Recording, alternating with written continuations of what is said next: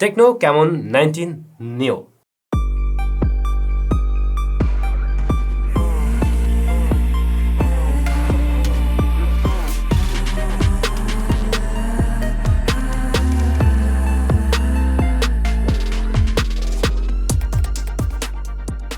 তাহলে এই হলো স্মার্টফোন, বেশ সুন্দর, আসলে সুন্দর। তবে আমি আন্তরিকভাবে দুঃখিত, আমাদের আজকের ভিডিওর সাউন্ড আপনি খুব একটা ভালো পাবেন না, কারণ সারাদিন ব্যাপী আমার পাশে একটা মেশিন চলতেছে। আমি ভাবছিলাম এটা অফ হয়ে যাবে। আমি ভিডিওটা রেকর্ড করা শুরু করি সেই সকালে, আর এখন বিকেল। এতক্ষণ ওয়েট করেও কোনো কাজ হয়নি, ওটা থামার কোনো নাম নেই। সো একটু কষ্ট করে আজকে ভিডিওটা দেখবেন।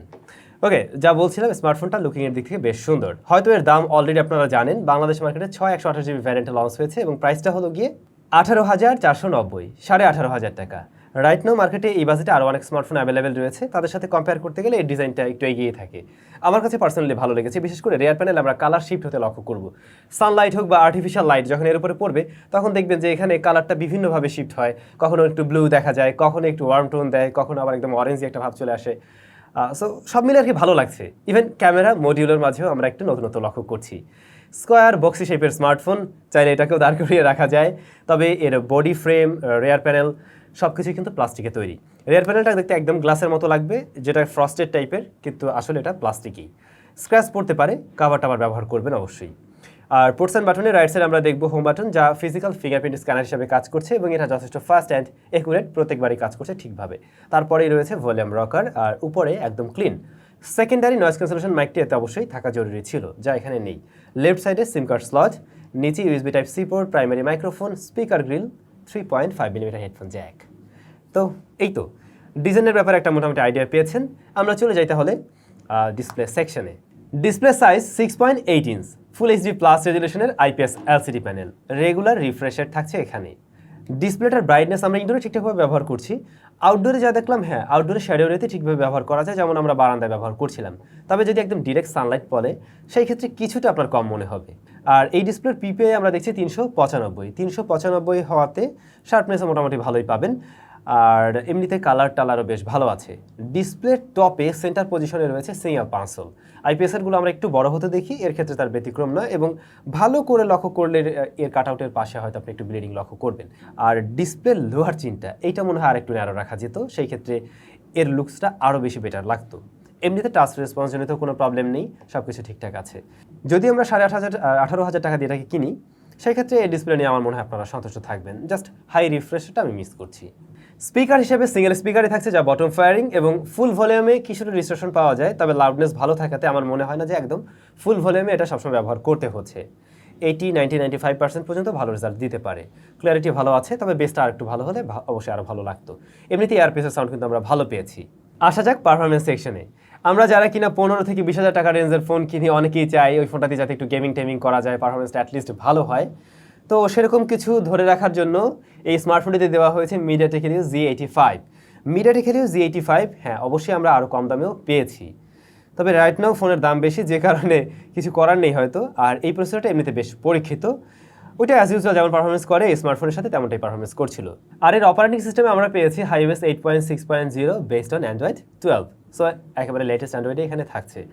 iOS-এর মাঝেও আমরা একটু নতুনত্ব পেয়েছি, যেমন আমরা যদি কুইক শর্টকাট মেনুতে যাই, সেখানে গিয়ে একটু নতুনত্ব লক্ষ্য করবেন। উপর থেকে যদি আপনি সোয়াইপ করেন, সেই ক্ষেত্রে দেখবেন ইন্টারফেসে চেঞ্জ এসেছে, আইকনগুলোর প্লেসমেন্ট একটু অন্যরকম, ভালো লাগবে।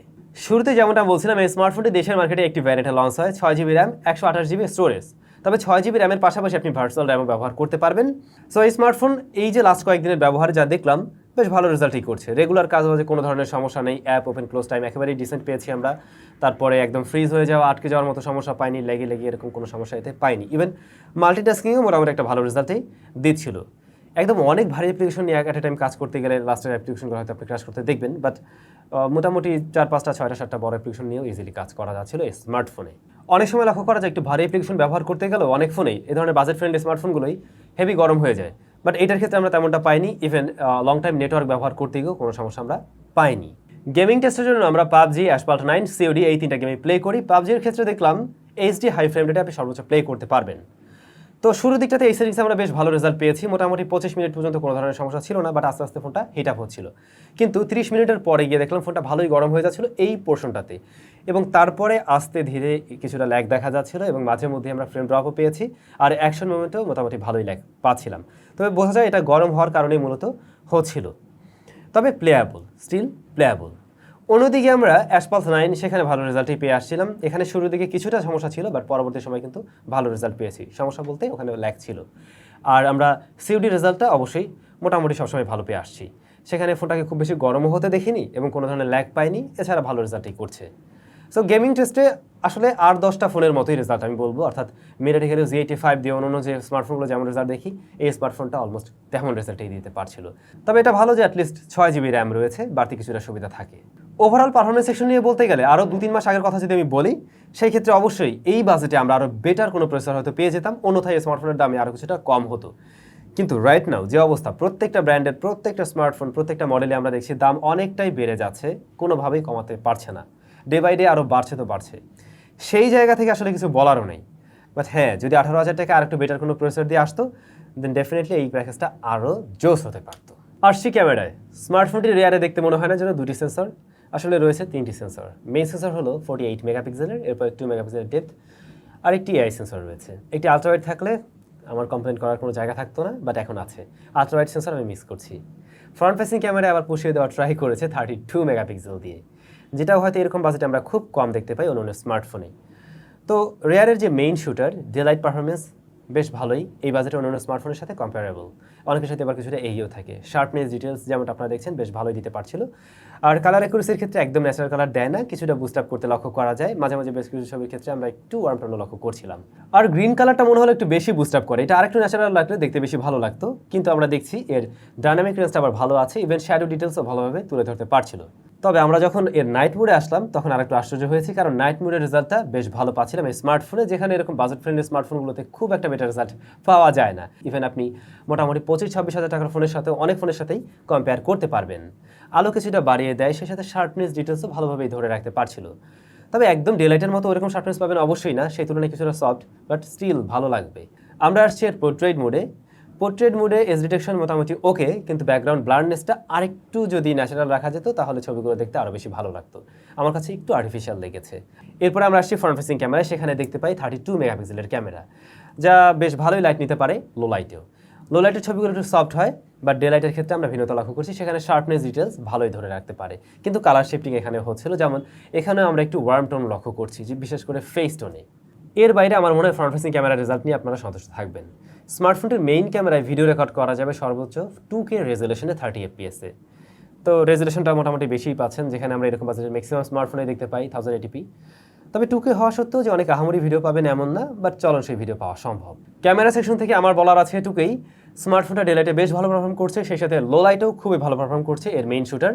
কিন্তু এখানে আমরা একটা আলট্রাওয়াইড সেন্সর মিস করছি, ওটা থাকলে ক্যামেরা নিয়ে আসলে খারাপ বলার মতো কিছু ছিলই না। ইভেন এখনও বলা যাচ্ছে না অবশ্যই, কারণ এই স্মার্টফোনের ডে লাইট লো লাইট সব কিছু অবশ্যই ভালো, আর বেশিরভাগ ছবিতে হয়তো আপনি মেইন ক্যামেরাই তুলবেন, সো সেই জায়গাটা আপনি অবশ্যই ভালো পাচ্ছেন এই স্মার্টফোনের। Camon 19 নিয়েতে রয়েছে 5000 mAh এর ব্যাটারি, আর এর বক্স আপনি পেয়ে যাবেন 18 ওয়াটের চার্জার। ব্যাটারি ব্যাকআপও আমরা স্মার্টফোন থেকে ভালো পেয়েছি, একদিন এটা অবশ্যই ব্যবহার করা যায়, এবং যারা একেবারে লাইট ইউজার তারাও আমার মনে হয় একদিনের বেশি সময় ব্যবহার করতে পারবেন। আমাদের ব্যবহারে আসলে একদিনের বেশি যাচ্ছিল, কারণ আমরা যে অনেক একদম রেগুলার ডিভাইস হেভি ইউজ করছিলাম, খুব বেশি ইন্টারনেট ব্যবহার করা হয়েছে এমন না। আমরা মূলত বেশিরভাগ সময় গেমিং করেছি এটা দিয়ে, তারপরে হয়তো ভিডিও দেখা হয়েছে। তো এই সমস্ত পারপাস ইউজ করতে গিয়ে দেখলাম যে এটা ভালো রেজাল্টই করছে। তবে আমরা যেহেতু আসলে ওয়াইফাই ব্যবহার করি সাধারণত, সেই ক্ষেত্রে আপনি ডাটা কানেকশনের সাথে এটা কম্পেয়ার করতে পারবেন না, ডাটা কানেকশনে হয়তো আরেকটু কম ব্যাকআপ পাবেন, বাট স্টিল এর ব্যাটারি ব্যাকআপ যথেষ্টই ভালো আছে। এই ছিল স্মার্টফোনটির সমস্ত বিষয়বস্তু। ভালো দিক খারাপ দিকগুলো যদি আরেকবার রিকল করি সেক্ষেত্রে আপনাদের বুঝতে সুবিধা হবে। দাম ছিল কত? 18,500 টাকা।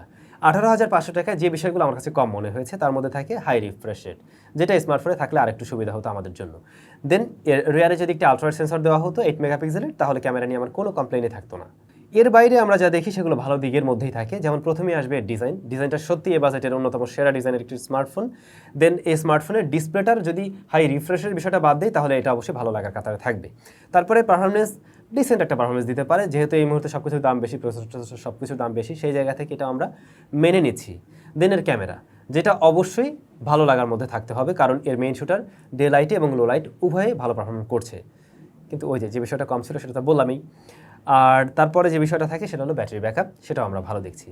তো এই সমস্ত বিষয়ের কারণেও হয়তো আপনি আবার অবশ্যই এটাকে চয়েস করবেন। বাই দ্য ওয়ে, এটা কিন্তু ওই যে আউট অফ দ্য বক্স আপনি অ্যান্ড্রয়েড 12 পাবেন, সেটাও অবশ্যই একটা বিষয়। এখন আপনাদের কাছে ওভারঅল প্যাকেজটা কেমন মনে হয়েছে অবশ্যই কমেন্ট করে জানাবেন।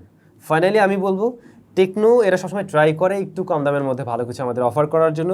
সো সেই জায়গা থেকে যদি আর 500-1000 টাকাও কম রাখা যেত, তাহলে আসলে আমাদের জন্য সব মিলে প্যাকেজটা আরও ভালো লাগার জায়গা হয়তো দখল করতো, বা আমরা আরও ভালো বলতে পারতাম। এখন আপনাদের কাছে কেমন লেগেছে সেটা কমেন্ট করে জানান। আপনাদের সাথে নিশ্চয়ই আবারও দেখা হচ্ছে স্যামজনের একেবারে নতুন একটা ভিডিওতে।